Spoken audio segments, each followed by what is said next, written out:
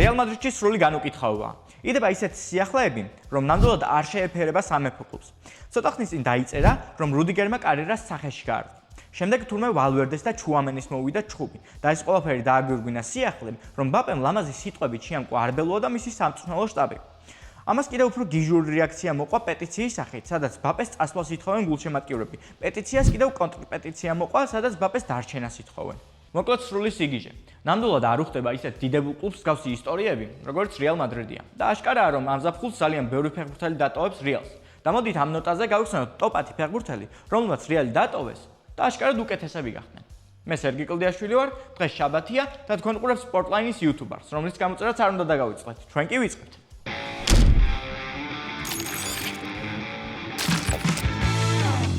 მე-10 ადგილი და ლეგენდარულად დავიწყოთ. კლარენს ზეედორფი, ანუ პროფესორი. ფეხბურთელთა უმეტესობისთვის ჩემპიონთა ლიგის მადრიდის მაისურით მოგება კარიერის პიკი იქნებოდა, თუმცა არა ზეედორფისთვის. ზეედორფის ეს მხოლოდ დასაწყისი იყო. მოკლედ, პროფესორმა კარიერა ამსტერდამის აიაქსში დაიწყო, რომელთან ერთადაც 1994-95 წლების სეზონში ჩემპიონთა ლიგა მოიგო. შემდეგ სამდორიის გავლით 20 წლის ასაკში 8 მილიონ ევროდ მადრიდული თეთრი ფორმა მოიგო. რეალის მაისურით კლარენსმა 159 შეხვედრა ჩაატარა და 20+35 სტატისტიკაც მოაგროვა, რაც ამეთანხმებით მისი პოზიციის და ასაკის ფეხბურთელისთვის ძალიან შთამბეჭდავი ციფრებია. რეალში ზეედორფმა 3 სეზონზე ოდნავ მეტი ჩაატარა, რა დროშიც მან 2-ჯერ შეძლო ჩემპიონთა ლიგის მოგება და 1-ხელ ლა ლიგის. აქ პატარა ჩართვა უნდა გავაკეთო. 99-2000 წლების სეზონში, როდესაც რეალმა ლიგა მოიგო, კლარენსი სეზონის პირველ ნახევარში რეალის ფეხბურთელი იყო. ამიტომ ეთქვა, რომ მას მადრიდში 2 ლიგა აქვს მოგებული. თუმცა რაც არ უნდა გასაკვირი იყოს, 1999 წელს რეალს ფული ჭირდებოდა, რადგან კლუბს სერიოზული ფინანსური პრობლემები ჰქონდა და 23 წლის ჰოლანდიელი საკმაოდ კარგი აქტივი იყო. გამოუყოფ მისი წასვლის ორ მთავარ მიზეზს. პირველი რა თქმა უნდა ფულია, ხოლო მეორე ის იყო, რომ მისი როლი კლუბში უკვე შემცირებული იყო და ხშირად ის ძირითადში მოხვედრასაც ვერ ახერხებდა. საბოლოო ზამთრის სატრანსფერო ფანჯრის დროს პროფესორი ტოვებს მადრიდს და 24 მილიონი ევროს სანაცვლოდ ის მილანში მიდის, თუმცა არა შავ-წითელ ნაწილში, არამედ ლურჯ მხარეში. ამ ტრანსფერს ფეხბურთელი ასე იხსენებდა. კლუბს ფული სჭირდებოდა და მემართვის ყველაზე მაღალი ფასი მქონდა გასაყიდად. მარჩელო ლიპიმ რიოში არდადეგებზე გამაღვიძა და მითხრა: "მინდა რომ ინტერში მოხვიდე და რონალდოს და ვიერას გვერდით ითამაშო. მე უთხარი, 5 წუთი მომეცით, ჩემ ნივთებს შავალაგებ." დიახ მეგობრებო, მილანის ლეგენდა ჯერ ინტერში თამაშობდა, სადაც ასევე ძალიან კარგი იყო და საკმაოდ სოლიდური ციფრებიც მოაგროვა. 93 შეხვედრაში მან შეძლო 14 გოლის გატანა და 18 ასისტი გააკეთა. და ამის შემდეგ იგი გადაბარგდა იმ კლუბში, რომელთანაც დღემდე ასოცირდება. 2002 წლის ივლისში იგი 22 მილიონი ევროს სანაცვლოდ საბოლოოდ მილანში გადავიდა, სადაც მან არა მხოლოდ თავისი კარიერა გადაარჩინა, არამედ სრულყოფილად დაეუფლა ფეხბურთს. იგი ევროპის ერთ-ერთი ყველაზე დომინანტური გუნდის ტაქტიკური გული გახდა. ანჩელოტის ერთ-ერთი ასისტენტი მასზე ამბობდა: "იგი 10%-ით საუბრობს როგორც მოთამაშე, 70-ით როგორც მწვრთნელი და 20-ით როგორც გენერალური მენეჯერი. ასეთი ძლიერი პიროვნება არასდროს მინახავს." ისტორიამ გვაჩვენა, რომ რეალმა მაშინ უბრალოდ ტალანტი კი არა, არამედ თაობის ერთ-ერთი ყველაზე დიდი ფეხბურთელი გაყიდა. კლარენსმა ამის შემდეგ კიდევ 2 ჩემპიონთა ლიგა მოიგო, რითაც დაამტკიცა, რომ რეალის შემდეგაც არსებობს საფეხბურთო ცხოვრება.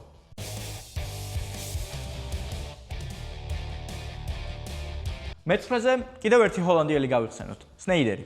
სნეიდერი კალდერონის ჰოლანდიური დესანტის ნაწილი იყო და 2007 წელს 27 მილიონი ევროს სანაცვლოდ აიაქსიდან მოვიდა. მადრიდელ გულშემატკივარს თავი პირველ სეზონში დაამახსოვრა, როდესაც ნახევარმცველმა 9 გოლი გაიტანა და მადრიდს ლა ლიგა მოაგებინა 7-8 წლების სეზონში. თუმცა უკვე შემდეგ სეზონში ჩვენ ნახეთ ისეთი სნეიდერი, როგორცაც არაერთხელ ვნახავთ, ტრავმებისკენ მიდრეკილს. ამ სეზონში მან 12 შეხვედრა გამოტოვა ტრავმების გამო და საერთოდ კარიერის განმავლობაში იგი ზუსტად 100 შეხვედრას გამოტოვებს სხვადასხვა ტრავმის გამო. პერესის მოსვლის და galactico 2-0 შენებლობის დაწყების შემდეგ კლუბში სნეიდერის ადგილი ვეღარ მოიძებნა. სნეიდერს კლუბში დარჩენა სურდა და ამისთვის იბრძოდა კიდეც, თუმცა კლუბი მასში მხოლოდ ფინანსური ბალანსის მიღწევის საშუალებას ხედავდა. ამ ამბავს თავად ვესლი იდეალურად აღწერს. მოდით მოვისმინოთ. ჩემ კარიერაში ყველაზე ცუდი მომენტი რეალ მადრიდის დატოვება იყო. თავი დამცირებულად ვიგრძენი, რადგან სავარჯიშო მოედანზე მისვლისას დავინახე, რომ ჩემი კარიერა დაცარიელებული იყო და ჩემი ნივთები სხვაგან იყო შენახული. პრეზიდენტთან სასაუბროდ წავედი. მან დიდი დრო არ მომცა და უბრალოდ მითხრა, რომ მათ გეგმებში აღარ ვიყავი და ჩემპიონთა ლიგის მოგება სურდათ. სანამ მისი ოფისიდან წამოვედი, ვუთხარი, უბრალოდ იცოდეთ, სადაც არ უნდა წავიდე, გამარჯვებისთვის ვითამაშებ. 2 დღის შემდეგ მოურინიომ დამირეკა. გონი ჩემი ნომერი კივუს მეშვეობით მიიღო, რადგან აქამდე არასდროს შეხვედრუარ. მან მითხრა: "ვესლი, ვიცი რომ იქ შენი მდგომარეობა რთულია. მოდი ინტერში. ერთად ყველაფერს მოვიგებთ." მან მითხრა, რომ მის გუნდში ერთ-ერთი ყველაზე მნიშვნელოვანი მოთამაშე ვიყავი და რომ ერთად ჩემპიონთა ლიგას მოვიგებდით. შეიძლება ეს ყველას უთხრა, მაგრამ დამიჯერეთ, მასთან ერთად გატარებული 1 წელი სხვასთან 10 წელს უდრიდა. ინტერმა ფეხბურთელი 2009 წლის აგვისტოში იყიდა 15 მილიონად. ვესლი პარასკევს გახდა ინტერის ფეხბურთელი და უკვე შაბათს 4-0-ს ანადგურებდა მილანს დერბი დელა მადონინაში. მილიტო იხსენებდა. ვესი მოვიდა და თითქოს 10 წელია ჩვენთან ერთად თამაშობდა. მან ერთ დღეში მთელი ჩვენი გუნდის რიტმი შეცვალა. მოურინიოს ხელმძღვანელობით სნეიდერი მსოფლიოში ერთ-ერთი ყველაზე სახიფათო ფეხბურთელი გახდა და სანამ მადრიდი თავისი იდენტობის პოვნას ცდილობდა, ვესი ტიტულებს იგებდა. მან თავის პირველივე სეზონში ტრებლი მოიგო, ანუ სერია A, იტალიის თასი და ჩემპიონთა ლიგა, რომლის თასიც საბოლოოდ სანტიაგო ბერნაბეუზე აწია. 2010 სნეიდერის წელი გახდა. ამავე წელს იყო ლეგენდარული მუნდიალი, სადაც სნეიდერი ჰოლანდიის ერთ-ერთი ლიდერი გახდა და გუნდი ფინალამდე მიიყვანა. ამავე წლის შედეგად იყო ის, რომ საფეხბურთო სამყაროს დიდი ნაწილი დღემდე თვლის, რომ იმ წლის ოქროს ზურგი ჰოლანდიელს უნდა აეღო და არა მესის. დიახ მეგობრებო, ასეც ხდება. ზოგჯერ, როდესაც რეალ მადრიდი შენზე უარს ამბობს, ეს შეიძლება გახდეს საუკეთესო რამ, რაც შენს ცხოვრებაში ოდესმე მომხდარა.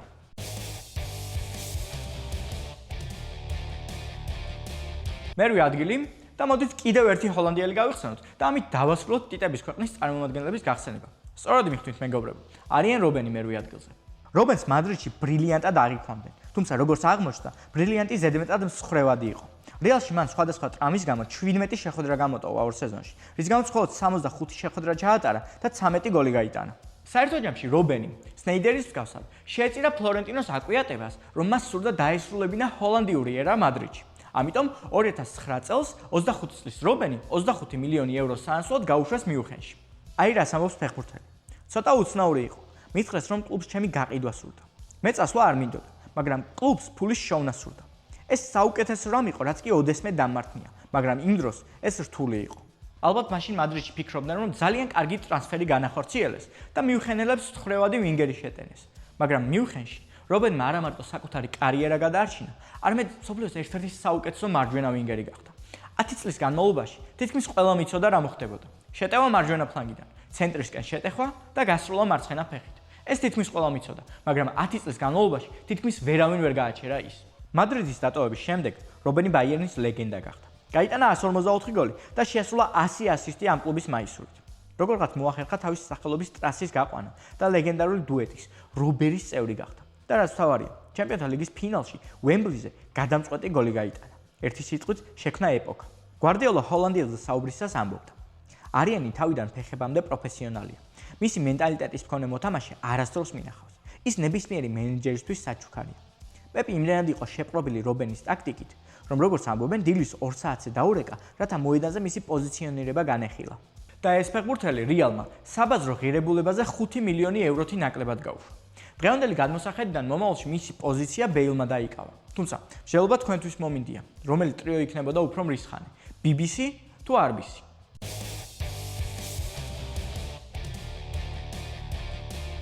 მეშვიდე ადგილი და კიდევ ერთი ნახევარმცველი, რომელიც ასისტების მეფედ ითვლებოდა. მესუტ ოზილი. უბრალოდ წარმოდგენა რომ შეგექმნათ, თუ რამდენად კარგი იყო ოზილი, რონალდოს რეაქცია ნახეთ. ოზილის გაყიდვა ჩემთვის ძალიან ცუდი ამბავია. ის იყო ფეხბურთელი, რომელმაც საუკეთესოდ იცოდა ჩემი მოძრაობა კარისზე. გაბრაზებული ვარ ოზილის წასვლით. გერმანელი თურქი რეალში 2010 წელს გერმანიის ჩემპიონატიდან მოვიდა სულ რაღაც 18 მილიონ ევროთ. დამეთანხმებით ამ დონის ნახევარმცველი, იმ დროისთვისაც კი ამფასად ნაჩუქარი იყო. თან თუ გავითვალისწინებთ იმ ისტორიას, რომ ის ბარსელონაში უნდა გადასულიყო და ეს ამბავი 99%-ით გადაწყვეტილი იყო. თუმცა ამაზე სხვა დროს სხვა ტოპში ვისაუბრებთ. მოკლედ, რეალში ოზილი ძალიან კარგი იყო. მას საოცარი ციფრები ჰქონდა. 159 შეხვედრაში მან გაიტანა 27 გოლი და მზად ხართ? 80 ასისტი გააკეთა. 80. ამ შემთხვევაში მისი კლუბიდან წასვლა აუცილებელი მხოლოდ იმის გამო გახდა, რომ გუნდში ბეილი უნდა მოსულიყო და ადგილს ათავისუფლებდნენ. ამიტომ სატრანსფერო ფანჯრის დედლაინზე იგი მეტოქეებმა 47 მილიონად იყიდეს. საქმე არ გვაქვს ჩემპიონთა ლიგის მოგებასთან, მაგრამ მესუტმა კლუბის 9 წლიანი უტიტულო სერია დაასრულა და კლუბთან ერთად 4 FA თასი მოიგო. არსენი ამბობდა მასზე: ის შესანიშნავი მოთამაშეა უზარმაზარი ნიჭით. მას აქვს თამაშის სტილი, რომელიც სოფლიოს ნებისმიერ მენეჯერს დააკმაყოფილებს. ის იყო ის ნაწილი, რომელიც გვაკლდა, რომ კვლავ ტიტულების მომტანი გუნდი გამხდარიყავით. საერთო ჯამში მესუტმა არსენალში 254 შეხვედრა ჩაატარა, 44 გოლი გაიტანა და 77 ასისტი გააკეთა. და მიუხედავად იმისა, რომ კრიტიკოსები მისი მშვიდი თამაშის სტილზე მიუთითებდნენ, სტატისტიკა არ იტყუება. იგი ლონდონში ჩავიდა და კლუბის სხვა დონეზე მიიყვანა. და მოდით ეს პოზიცია ფაბრეგასის სიტყვებით დავასრულოთ. რეალ მადრიდმა კრისტიანოს შემდეგ ყველაზე კარგი ფეხბურთელი გაყიდა. გაკურებული ვარ, რადგან ის იყო ფეხბურთელი, ვინც მათ თამაშს ყველაზე კარგად აკონტროლებდა.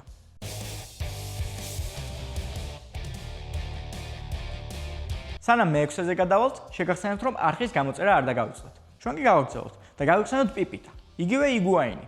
რივერიდან მოსული 19 წლის ბიჭი შესანიშნავი იყო. იგი ნამდვილ გოლების მანქანად მოგვევლინა. თუმცა მადრიდში მას თავი განსაკუთრებულად არასდროს უგზნია და მადრიდის მაისურით გატანილი 121 გოლის მიუხედავად, კლუბმა ბენზემას სტილი ამჯობინა. რამაც საბოლოოდ გამოიწვია ის, რომ 2013 წელს პიპიტას ეს ყელში ამოუვიდა და კლუბიდან წასვლა გადაწყვიტა. 7 წლის განმავლობაში პიპიტა აკეთებდა იმას, რისთვისაც ფულს უხდიდნენ. გოლებს იტანდა და ხშირად ამას კლუბის ვარსკვლავებზე კარგადაც აკეთებდა, მაგრამ რეალს თავისი ხედვა ჰქონდა, რის გამოც პიპიტას მუდმივად ბრძოლა უწევდა ძირითადი შემადგენლობისთვის ბენზემასთან. და როგორც უკვე ვთქვი, მას გეგმაბედ ყოფნა მობეზრდა. ამიტომ 2013 წელს 39 მილიონი ევროს სანაცვლოდ იგი ნეაპოლში გადაბარგდა, სადაც იდეალურად ჩაანაცვლა ედისონ კავანი და ნეაპოლის უკონკურენტო მეფე გახდა. მან რეალიდან წასვლით არა მარტო კარიერა გადაარჩინა, არამედ უბრალოდ აფეთქდა. 2016 წელს საერთოდ შეუძლებელი შეძლო და გაიტანა 36 გოლის სერიაში. მან მოხსნა ლიგის რეკორდი, რომელიც ნახევარ საუკუნეზე მეტი ხნის წინ მილანის მაისურით გუნარ ნორდალიმ დაამყარა 35 გოლი. შემდეგ მან თავისი კარიერა კიდევ უფრო მაღალ ეტაპზე გადაიყვანა და იმ დროისთვის განსაკუთრებით სერიაში ასტრონომიული თანხის სანაცვლოდ 90 მილიონ ევროდ იუვენტუსში გადაბარგდა, სადაც ასევე ძალიან კარგი იყო კრისტიანოს მოსვლამდე. საერთო ჯამში რეალის დატოვების შემდეგ პიპიტამ 193 გოლი გაიტანა და 66 ასისტი გააკეთა.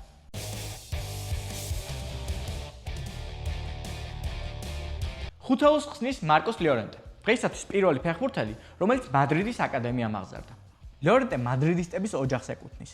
მამა ფრანსისკო ლიორენტე მარჯვენა ვინგერი იყო და 105 შეხვედრა ჩაატარა რეალის მაისურით, დაახლოებით 7 წლის განმავლობაში. ასევე ბიძად ეკუთვნოდა ხენტო, უდავოდ მადრიდის ლეგენდა, რომელმაც 427 შეხვედრა ჩაატარა რეალის მაისურით. და ბოლოს, დედის მხრიდან მისი ბაბუა იყო რომან მორენო გროსო. იგი 12 წლის განმავლობაში თამაშობდა რეალში და 265 შეხვედრა ჩაატარა. მოკლედ, უზარმაზარი მადრიდული მემკვიდრეობა და გასაკვირიც არ არის, რომ იგი რეალის სისტემაში მოხვდა. თუმცა აქ მას დიდი იმედგაცრუება ელოდა. 2 წლის განმავლობაში მან ორჯერ მოახერხა ჩემპიონთა ლიგის მოგება და ერთხელ ლა ლიგის, თუმცა ამ ყველაფერში მისი კონტრიბუცია მინიმალური იყო. მან მხოლოდ 39 შეხვედრა ჩაატარა და მხოლოდ 2 გოლი გაიტანა. აქ ორი ფუნდამენტური პრობლემა იყო. პირველი მისი პოზიცია. მადრიდში მას მკაცრად ჩამშლელ ნახევარმცველად აღიქვამდნენ და აქედან გამომდინარეობს მეორე პრობლემა. მაშინ ამ ზონას კაზემირო აკონტროლებდა და იგი ხელშეუხებელი იყო. მოკლედ, ლიორენტე შანსი არ ჰქონდა, რომ ძირითადის ფეხბურთელი გამხდარიყო. ამიტომ 2019 წლის ივლისში იგი პრინციპული მეტოქის ბანაკში 30 მილიონი ევროს სანაცვლოდ გადაბარგდა და სწორედ აქ დაიწყო მისი აღმასვლა. მადრიდში ლიორენტეს უთხრეს, რომ უკან დარჩენილიყო და უსაფრთხოდ ეთამაშა, თუმცა სიმეონემ რაღაც შეამჩნია. იგი ვინგერებზე სწრაფი იყო და თავდასხმაზე ძლიერი. ის არ იყო 6-იანი, ის იყო ერთდროულად 9-იანიც და 7-იანიც. სიმეონემ განაცხადა: "მწვრთნელისთვის ტიტულები მშვენიერია, მაგრამ როდესაც ფეხბურთელთან მუშაობ და მის ზრდას ხედავ, უფრო მეტ სიხარულს გხდო. ჩვენ ნახეთ, როგორ იტანდა გოლებს ვარჯიშებზე და ვთქვით, რომ ეს ბიჭი ნახევარმცველი ვერ იქნება." ტრანსფორმაცია 2020 წელს ენფილდზე დასრულდა, როდესაც იგი ცვლილებიდან შემოვიდა და 2 გოლი გაუტანა ლივერპულს, რითაც მოქმედი ჩემპიონი ლიგიდან გააგდო. მოკლედ, ნახევარმცველიდან, რომელიც იშვიათად ეხებოდა ბურთს მეტოქის საჯარიმოში, იგი გადაიქცა შვეიცარიულ დანად, რომელსაც შეუძლია ითამაშოს როგორც ვინგერი, ასევე თავდამსხმელი, ან თუნდაც მარჯვენა მცველი. მადრიდში ძალიან ნათლად განვაცხადე, რომ უნდა წავსულიყავ. როდესაც ფეხბურთელი თამაშს იწყებს, ის იზრდება, ის უკეთესი მოთამაშე ხდება. სწორედ ეს მემართება ეხლა. ასე შეაჯამა მისი ტრანსფერი ლიორენტემ. ხო, რეალის დატოვების შემდეგ ლიორენტე არა მარტო უკეთესი ფეხბურთელი, არამედ ნამდვილი ტაქტიკური გასაღები გახდა ჩოლოსთვის.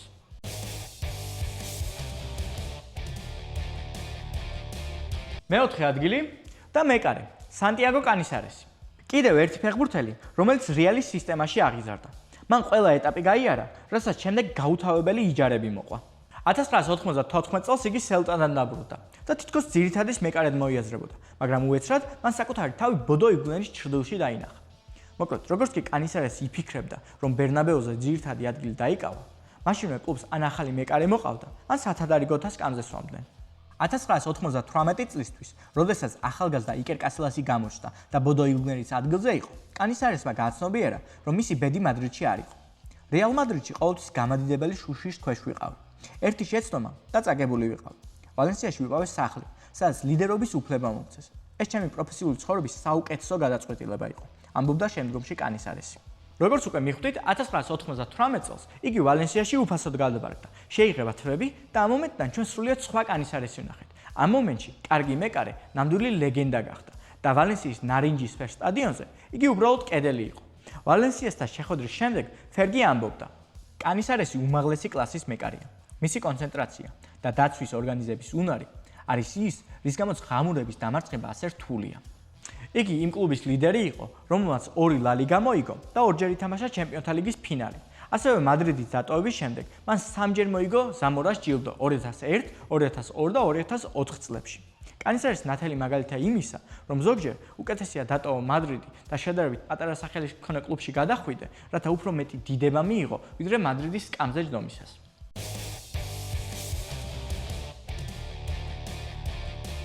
და სამეულს ხსნის მარტინ ედეგორი, ტალანტი, რომლის სახელიც მაშინ გაისმა, როდესაც იგი 16 წლის იყო.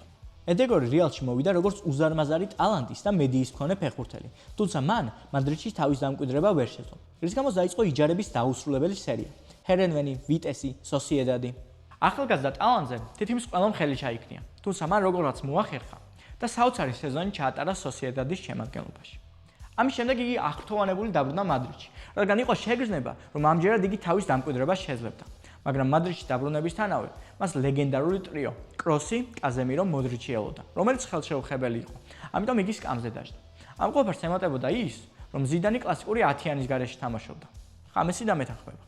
მოკლედ, მარტინი რეალს 6 წლის განმავლობაში ეკუთვნოდა. თუმცა ამ დროში მადრიდის მაისტრად მხოლოდ 62 შეხვედრა ჩაატარა, რაც სასაცილო 499 წუთია. საჭირო იყო შემდეგ ეტაპზე გადასვლა. ამიტომ 2021 წლის ზამთრის სატრანსფერო ფანჯრის დროს იგი ჯერ იჯარით წავიდა არსენალში, ხოლო შემდეგ უკვე ზაფხულში სრულფასოვანი ტრანსფერი შედგა და 35 მილიონი ევრო სანაცვლოდ მარტინი არსენალის ფეხბურთელი გახდა. ეს ტრანსფერი კარგად დაახასიათა რიო ფერდინანდმა.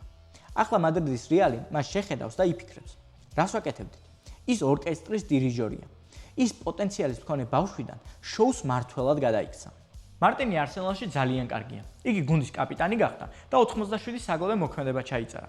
კლუბის დირიჟორია და ერთ-ერთი მთავარი ვარსკვლავი. ის მის გარშემო ყველას უკეთესს ხდის. მისი ლიდერობა ყვირილში არ არის. საქმე მის სტანდარტებსა და თამაშის მანერაშია. გაგვიმართლა, რომ ყავს მოთამაშე, რომელიც ხელმისაწვდომი იყო, რადგან სხვებმა ვერ დაინახეს ის, რაც ჩვენ დავინახეთ. ასე ახასიათებდა არტეტა მარტინს. ამ შემთხვევაში მარტინმა მართლა გადაარჩინა თავისი კარიერა, როდესაც მადრიდის დატოვების ნაბიჯი გადადგა. აშკარა იყო, რომ კლუბი და ფეხბურთელი ერთმანეთს ვერ ეწყობოდნენ. მარტინს განვითარებისთვის საერთოდ სხვა გარემო ჭირდებოდა. მადრიდში ისეთი შეგრძნება იყო, თითქოს თუ კარგად არ ითამაშებდი, გუნდიდან გამოვარდებოდი. იქ ახალგაზრდა ფეხბურთელად ყოფნა ძალიან რთულია. შესაძლოა კლუბს და მენეჯერს არ ჰქონდათ ის მოთმინება, რაც მე მჭირდებოდა. არსენალში საბოლოოდ ვიგრძენი, რომ სუნთქვა შემეძლო. ასე დაახასიათა საკუთარი მადრიდული ეტაპი მარტინმა.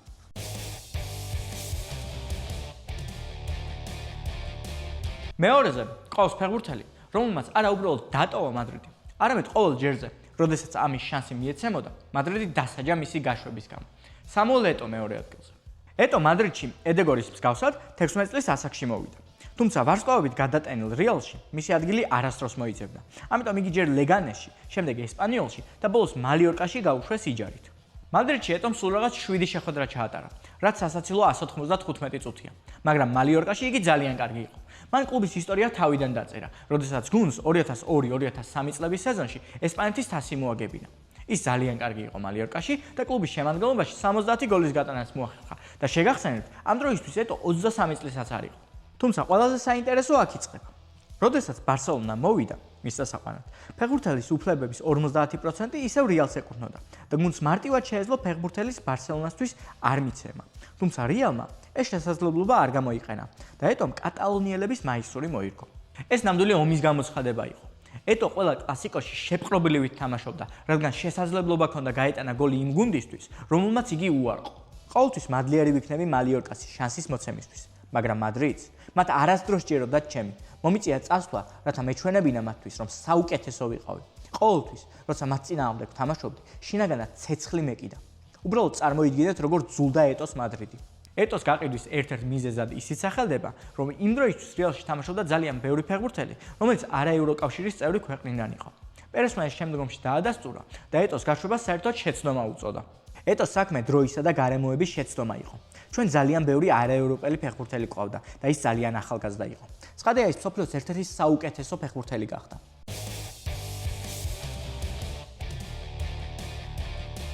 და პირველი ადგილი. პირადად ჩემთვის ფეხბურთელი, რომლის დაკარგვაც ყველაზე დასანანი არის და რომლის დაბრუნების შანსიც პრაქტიკულად 0-0-ია. აშრაფ ჰაკიმი. ჰაკიმი რეალის აკადემიას 8 წლის ასაკში შემოუერთდა და ეტაპობრივად მივიდა ძირითად შემადგენლობამდე. მან შეძლო და ძალიან კარგი შთაბეჭდილება დატოვა ჯერ კიდევ იმ ლეგენდარულ ზიდანის რეალში, სადაც მისი მთავარი კონკურენტი დანი კარვახალი იყო. აშრაფს პრაქტიკულად შანსი არ ჰქონდა, რადგან კარვახალი უკვე შემდგარი ვარსკვლავი იყო, რომელსაც სტაბილურად მაღალი დონე ეჭირა. მაგრამ მას ერთი პრობლემა ჰქონდა. იგი ხშირად იღებდა ტრამვებს, რამაც აშრაფს საშუალება მისცა, რომ საკუთარი თავი წარმოეჩინა და მან კარგადაც იმუშავა. აშრაფი დორტმუნდმა შეამჩნია და იჯარით წაიყვანა. ბორუსიაში იგი ძალიან კარგი იყო. 73 შეხვედრაში 20 წლის ტალანტმა 12 გოლი გაიტანა და 17 ასისტი გააკეთა. ამ პოზიციაზე, ამ ასაკში ეს საოცარი ციფრებია. ყველაფერს ემატება ის, რომ როდესაც იჯარით წავიდა, მისი ფასი 5 მილიონი ევრო იყო, მაგრამ როდესაც დაბრუნდა, 54 მილიონი ევრო ღირდა. დორტმუნდის იჯარის შემდეგ ჰაკიმი მადრიდში იმ იმედით ბრუნდებოდა, რომ მარჯვენა მცველის პოზიციას დაიკავებდა. თუმცა ამის ნაცვლად იგი გასაყიდად გაამზადეს, რადგან კლუბს სწრაფი ფული სჭირდებოდა და 21 წლის ტალანტი სულ რაღაც 53 მილიონ ევროდ ინტერში გაუშვეს. ინტერში მან მხოლოდ ერთი სეზონი ჩაატარა, თუმცა ძალიან კარგი იყო. 7+11 დააფიქსირა და კლუბს ნანატრის სკუდეტო მოაგებინა. მე პირადად გამოვყოფდი მის დუბლს ბოლონიის კარში და გოლს რომას კარში. ისეთი დიდი მწვრთნელი, როგორც კონტე არის, აშრაფზე საუბრისას ამბობს. აშრაფი თავის პოზიციაზე მსოფლიოში ერთ-ერთი საუკეთესოა. მას აქვს პოტენციალი გახდეს ნამდვილი მსოფლიო დონის მოთამაშე. მისი შეტევის ნიჭი იშვიათად მინახავს მცველში. კონტე 100%-ით მართალი აღმოჩნდა. ამ სეზონის შემდეგ აშრაფს პარიზელმა შეიხება მოაკითხეს. ინტერს როგორც ყოველთვის ფული ჭირდებოდა და მარჯვენა მცველში 68 მილიონ ევროზე უარი ნამდვილად ვერ თქვეს. თქვენი აზრით ვინ უფრო მოგებული არის? ინტერი, რომელმაც ფეხბურთელი 43 მილიონად იყიდა, მისი დახმარებით სკუდეტო მოიგო და შემდეგ 25 მილიონი ევროთი უფრო ძვირად გაყიდა, თუ PSG, რომელმაც თაობის საუკეთესო მარჯვენა მცველი იყიდა და მისი დახმარებით ჩემპიონთა ლიგა მოიგო. აშკარა აქ ერთია. ყველაზე წაგებული რეალია, რადგან მიუხედავად იმისა, რომ კარვახალმა სტაბილური დონე აჩვენა, ჰაკიმი უფრო მაღალი დონის მცველი გამოჩნდა. და ყველაზე დიდი პრობლემა მაინც აქ ის არის, რომ კარვახალს მუდმივად ტრამვები აქვს და რეალის პრობლემები სწორედ მარჯვენა ფლანგიდან იწყება. რეალის დატოვების შემდეგ ჰაკიმიმ სულ რაღაც 32 შეხვედრა გამოტოვა ტრამვის გამო, ხოლო დანიმ 176 შეხვედრა.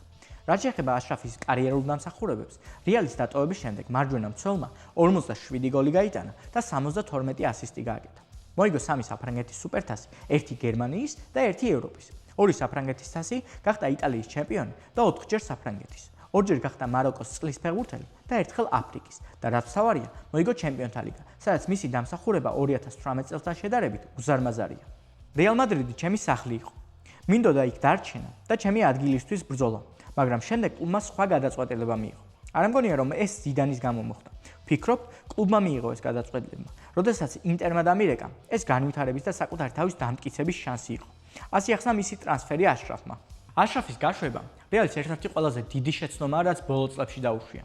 და ამას 23-24 წლების სეზონში კარვახალის საოცარი სეზონიც ვერ აკომპენსირებს, რადგან ფეხბურთელმა მალევე გაიწყვეტა ჯვარედინი მყესები და დაიწყო რეალის პრობლემები, რომელიც დღემდე მიმდინარეობს.